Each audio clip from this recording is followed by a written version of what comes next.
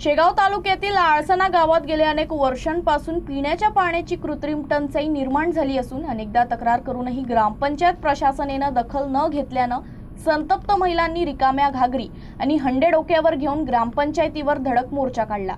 या मोर्चाची तालुक्यात चर्चा रंगली आहे।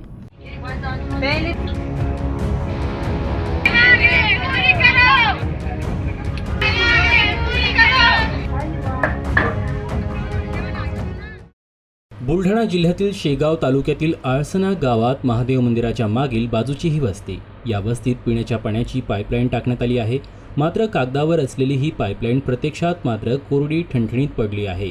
गेल्या अनेक वर्षापासून या भागातील नागरिकांना पाण्याचा एक एक थेंब मिळवण्यासाठी संघर्ष करावा लागतोय। परिस्थिती इतकी बिकट आहे की नागरिकांना दररोज विकतचे पाणी घेऊन आपली तहान भागवावी लागत आहे।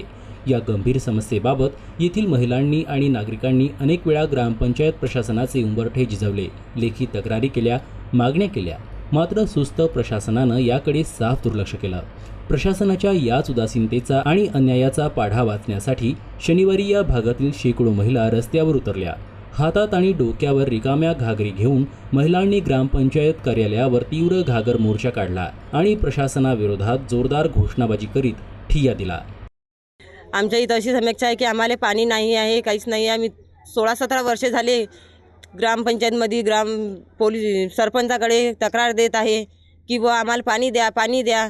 ते आमची गोष्ट कानावरच घेत नाही, कारण की आम्ही तिथं जाऊ इतकं थकलो की आम्ही आता इतकं हे झालो की आम्ही पूर्ण कंटाळून गेलो त्यांच्यापर्यंत जाण्यापर्यंत। ते असे बोलत आहे, आज येते उद्या येते, आज येते उद्या येते। या गोष्टीला असं करू 15-16 वर्ष झाले तरी त्यांनी आम्हाला पाणी दिलं नाही।